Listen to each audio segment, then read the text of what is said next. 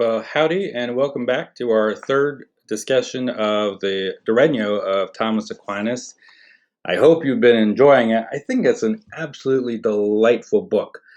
For one thing, it's so practical, so rooted in the actual daily activity of the political life, which can seem like kind of a change or a challenge to what we normally expect to see or read in Aquinas.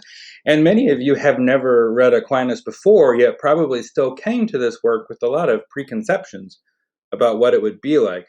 So, as we finish our study of the De Regno, I think it would be really fruitful for you to sort of place side by side those expectations that you brought to the text and then the reality of the text. I think you will see that there's quite a bit of space, quite a bit of distance between the two. So I hope you think about that. So we attacked this reading in three sections. So book 1, chapters 1 through 6. Book 1, chapters 7 through 12. And then today we're talking about book 2, chapters 1 through 4. If you are using the online version of De Regno, then that would be book 1, chapters 13 through 16. And again, as I've mentioned, I think it's important that we take stock of the progression of topics in De Regno. I think it's important that we consider how the material is presented, because this is not a treatise. This is not a kind of textbook where we lay out principles and premises toward the argument toward conclusions. It's a speculum. It's meant to be a letter of advice and counsel and encouragement to the royal reader, to the Frankish Crusader king on Cyprus. So, how the material is presented tells us a lot about how, first of all, just Aquinas' pedagogy, but second of all, the value of these different teachings in the political life. And if we take a step back, we saw that first unit of reading, book 1, chapters 1 through 6, was very much about the nobility and difficulty of politics. And it's very noble because it's natural to human beings and it completes us as who we are, even though there's not a lot of talk in those first chapters about virtue and human excellence. But it's also quite difficult because injustice is everywhere, and tyranny is a very difficult problem for which Aquinas offers no easy solutions. So I think that's really important to see that in that first section, politics is both noble and difficult. You can ask yourself, why is Aquinas presenting politics that way to the king? And you might say, well, he's really flattering the king in suggesting you have this grand, noble vocation, but also humbling the king in suggesting quite directly that this is a difficult job at which you will probably not be very good, which is a hard lesson for a king to hear. And you might think, how in the world is a theologian supposed to persuade a king that he's probably not very good at his job? And I think that's where you see a bit of the importance of the nobility, that there is some kind of, I wouldn't call it flattery, because flattery is, strictly speaking, a lie. But he is very positive in his appraisal of the nobility of politics before discussing how difficult it really is.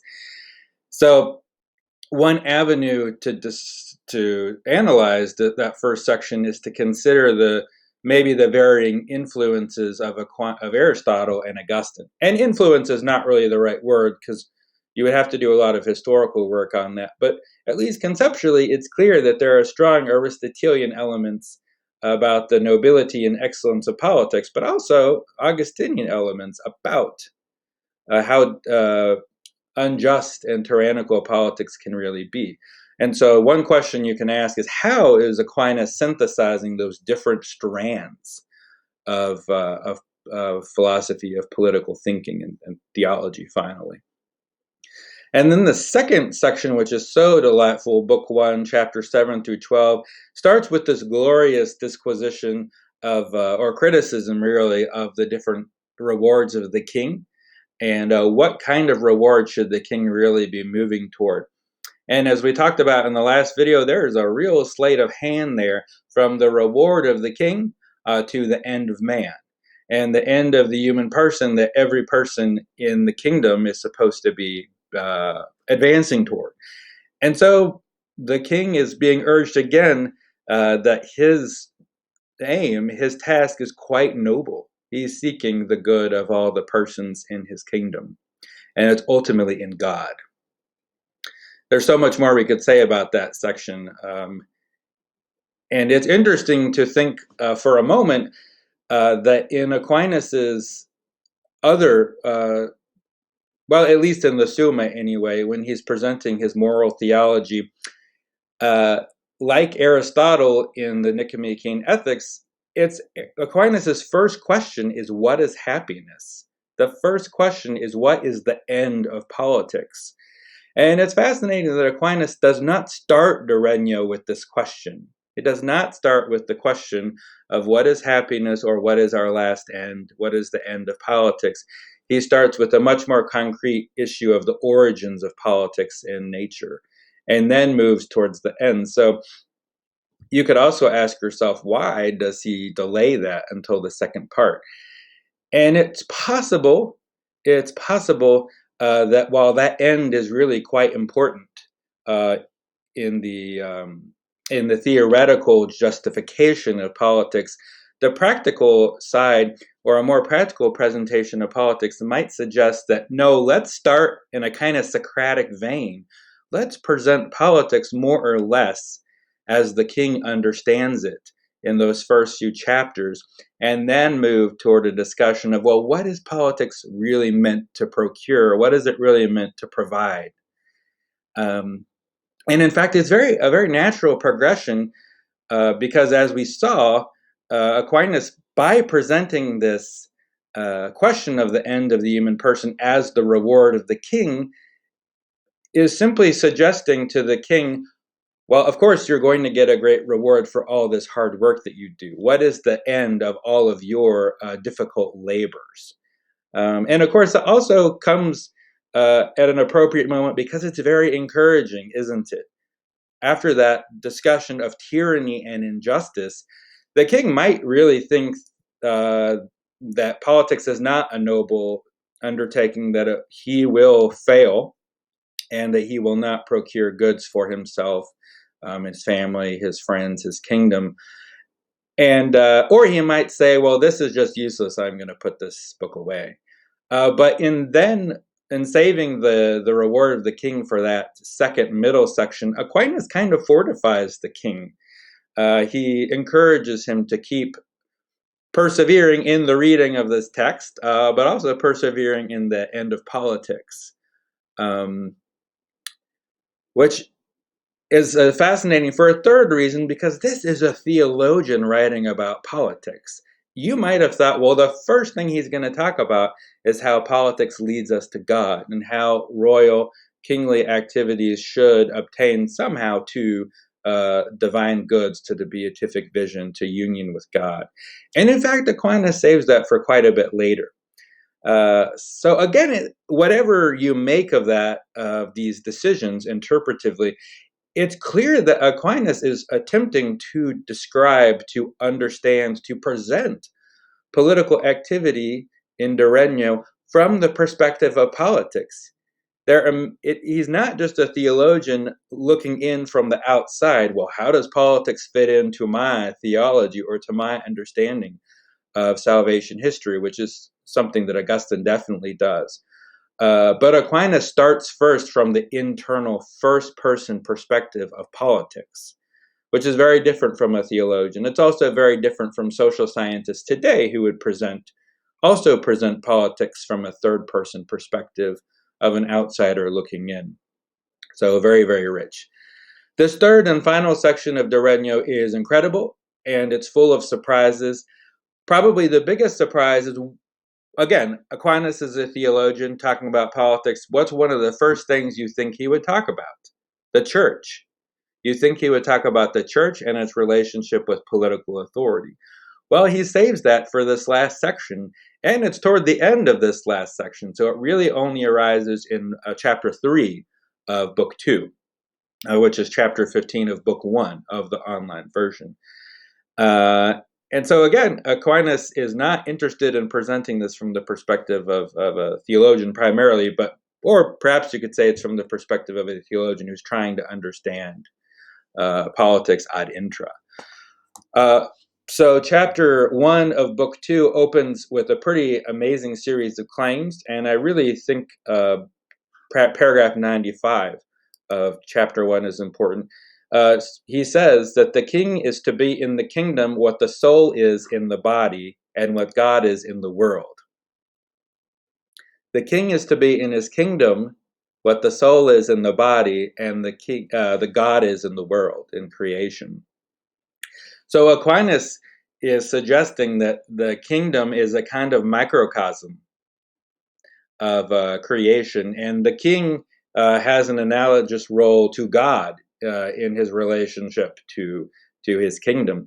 This is an incredible claim, and it's far more theologically rich, far more theologically nuanced than the early chapters of Book 1 that established the natural origins of a political authority. So it's almost like in Book 2 that Aquinas is starting over again and saying, how do we understand the authority of the king?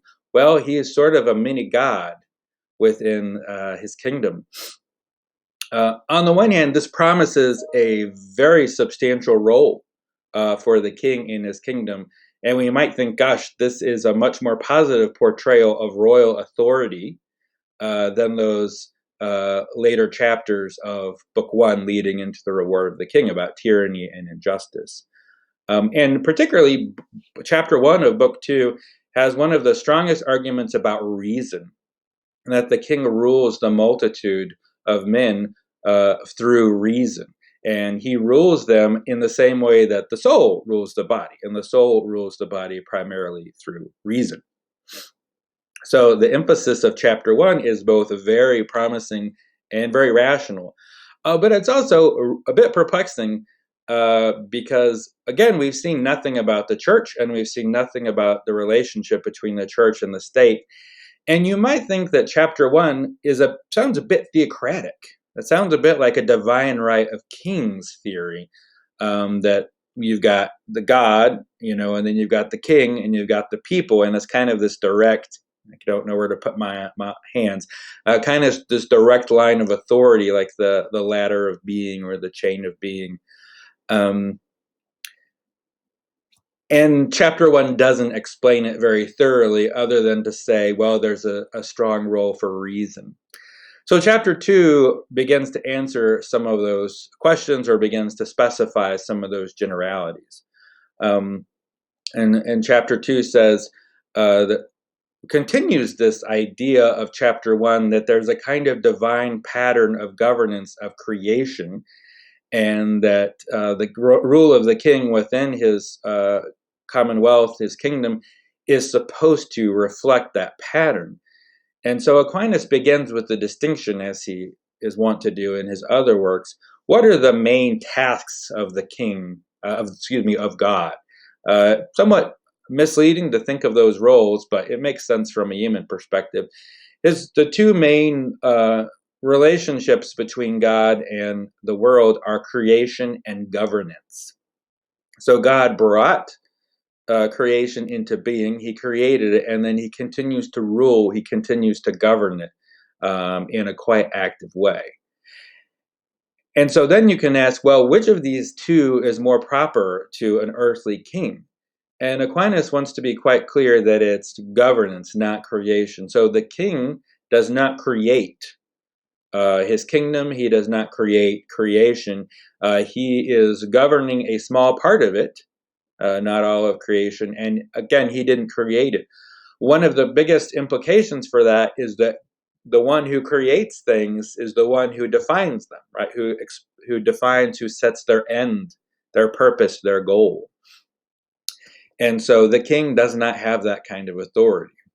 And so the job of the king is very much of stewardship, that the creation, the world, belongs to God, and God defined its limits, its scope, its ends, and the king has to rule with a knowledge of those things. And this might not seem like a a very important point, but it's actually very elusive to all kinds of other ways of thinking about politics. For one thing, as you probably know, for much of human history, there's been a real emphasis on founders, people like Romulus, who found Rome, or Lycurgus or Theseus, who are lawgivers for ancient Greek cities.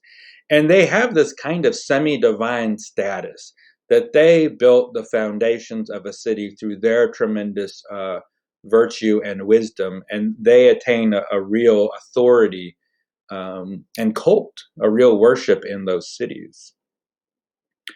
And well, as important as those founders are, they are not creators. They might have taken pre-existing matter, they picked a space of land, they picked people, they shaped them, but they created none of it. And so they're not gods, they are human beings. So that's really, really important if you're thinking about how does Christianity desacralize politics. Kings can't claim to be creators, and thus they cannot claim to be fully analogous to God. So remember, in chapter 1 of book 2, Aquinas talks about the kingdom as a kind of microcosm, that the king rules his kingdom in the way that God rules the world. And that's a very attractive, very powerful idea throughout history.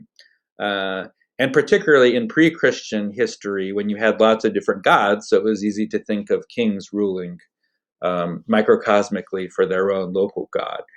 But in Christianity, for much of Christianity, this idea of the great ruler who personifies, exemplifies God's rule is still quite powerful. And Aquinas qualifies it quite head on in this chapter 2 when he says kings only create, they only govern, they don't create.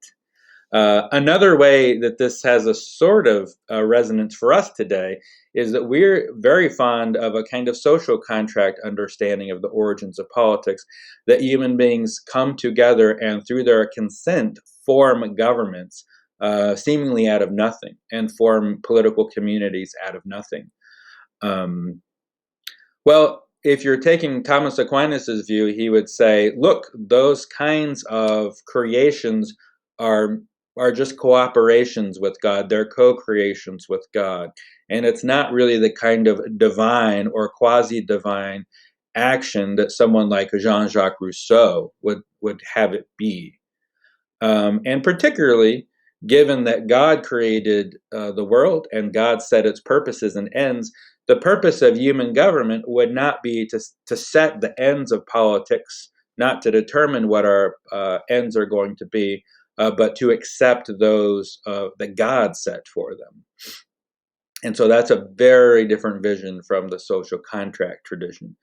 And of course, the social contract tradition is but one of many, many schools of thought within modern political thought. But the notion of a social contract is very influential and very important. And it pairs with some notions of biotechnology and biopolitics in our time, where we think about tinkering with the purposes of humans. We think about tinkering with our genome and other sorts of things.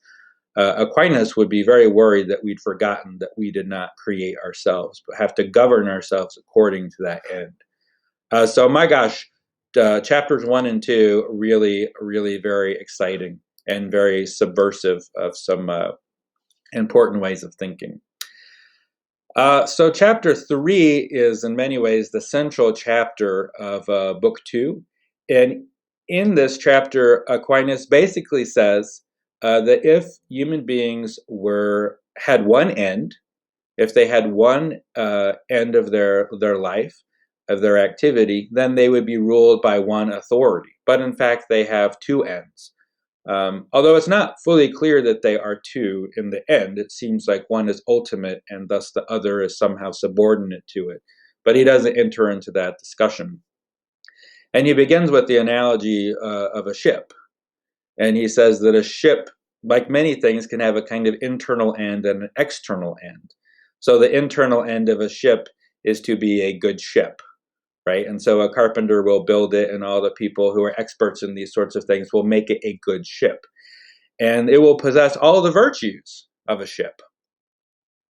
Well, that's very much what human beings have as well. They have an internal end that we are meant to be full, complete human beings through our virtues, through the cultivation of those excellences.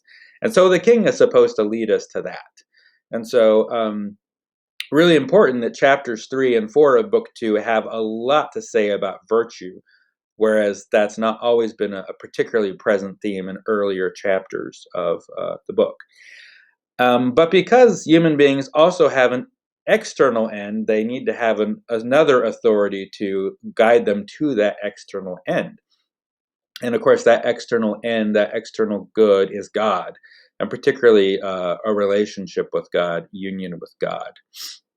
Obviously, humans can't possess God, so he's not our end in the same way that, a brownie or whatever, a Tamagotchi would be. I know y'all love Furbies.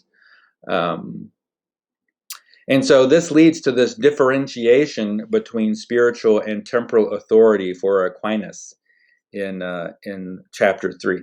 And it's a really fun history he gives at paragraphs 111 and 112, where he talks about how for much of human history, priests and religious authorities were subordinate to, inferior to temporal authorities. And he says this makes a lot of sense because those priests served fundamentally temporal ends. So they were still serving those internal goods. And he talks about pagans and he talks about the Jewish people. But he says with the rise, and with pagan, he doesn't necessarily mean that in a pejorative way. He just means Christians who are not Jewish. But in the case of the Christianity, what Christianity does is present to humans a spiritual end, this external end that is above and beyond, that is transcendent any earthly or temporal or internal end. And so you need a separate authority to deal with that, and that is the church. And quite striking how the church comes so late into Regno, and he's so vague. He has so little direct to say about the relationship between the church and state. And there's been a lot of controversy amongst Thomists about how Aquinas thinks church and state are relating in De Regno.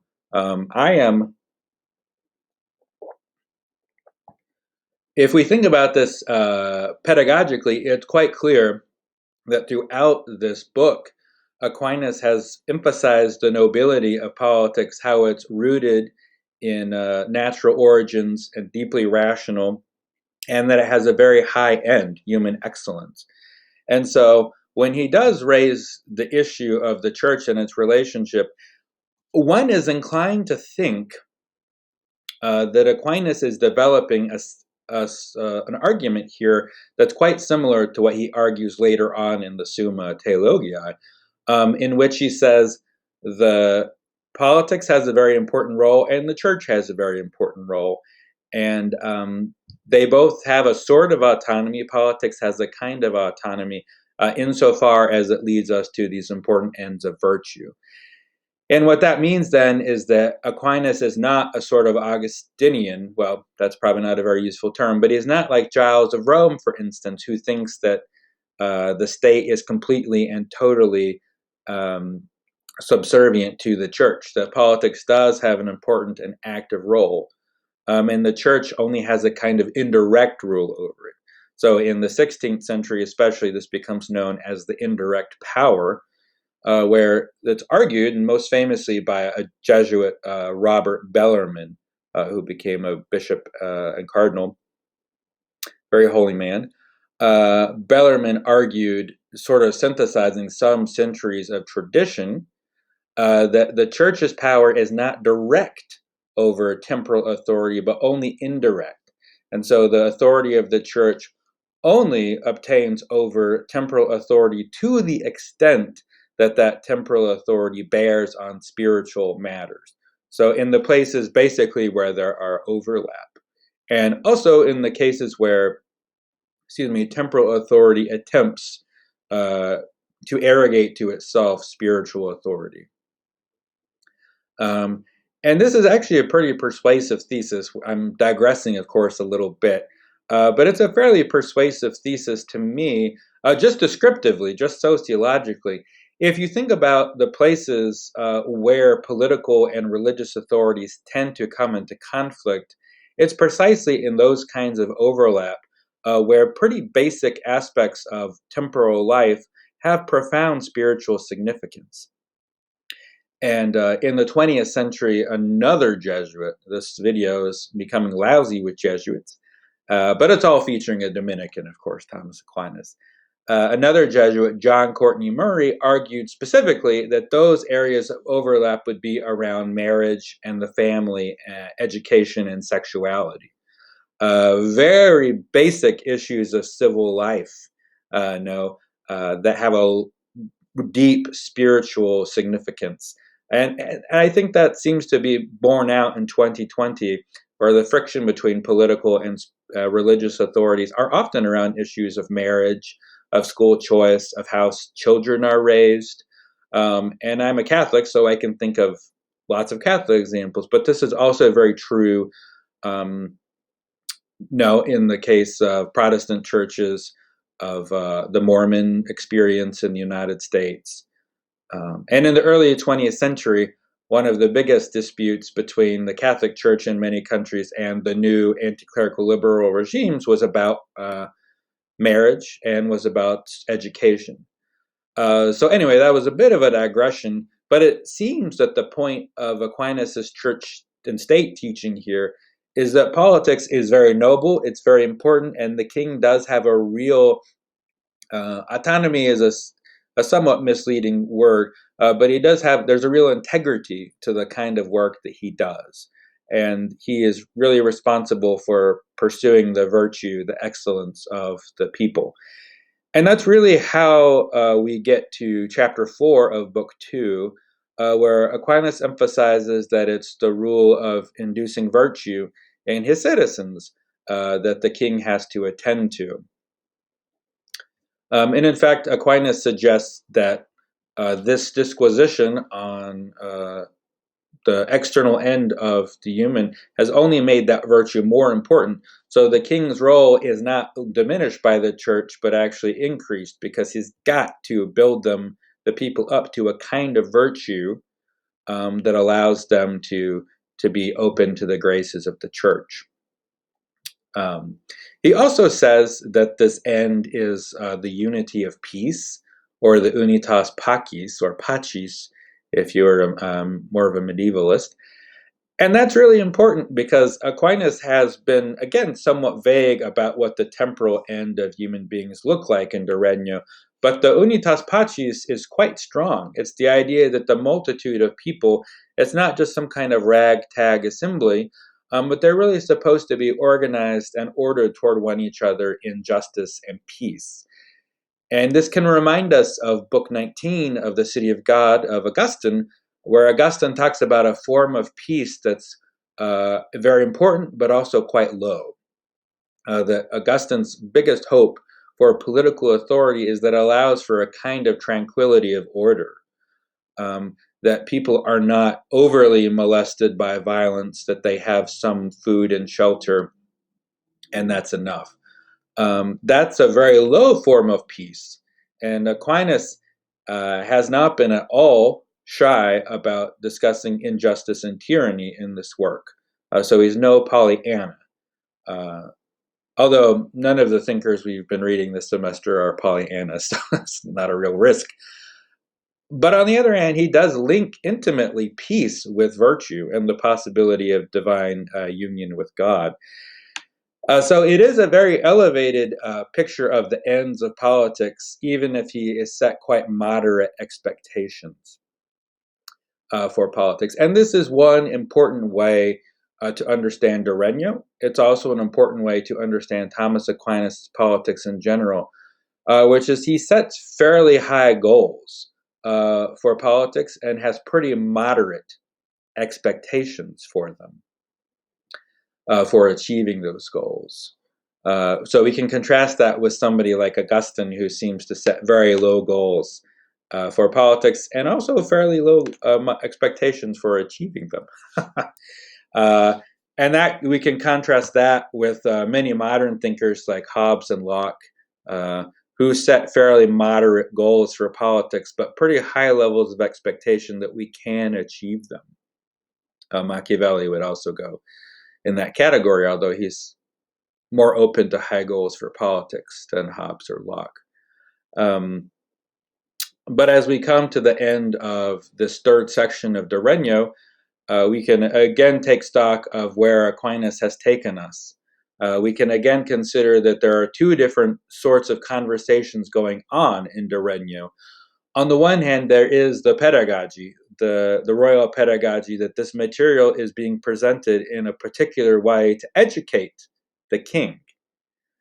And it bears much reflection upon how he does that and why, which leads us to the second point, which is as students of politics, we're very interested. On the one hand, if we think like analytic philosophers, what kind of arguments can we abstract from the presentation of this book, of how the teaching is presented? On the other hand, we can also learn a great deal as students of politics from De Regno just simply by asking, why is Aquinas presenting this material this way? Why does he kind of invert so many traditional tropes to present on politics? And we could spend a very, very long time talking about that. So instead, I will bid you a very good day, and I look forward to your thoughts in your papers about this wonderful work. So take care, all you cool cats and kittens.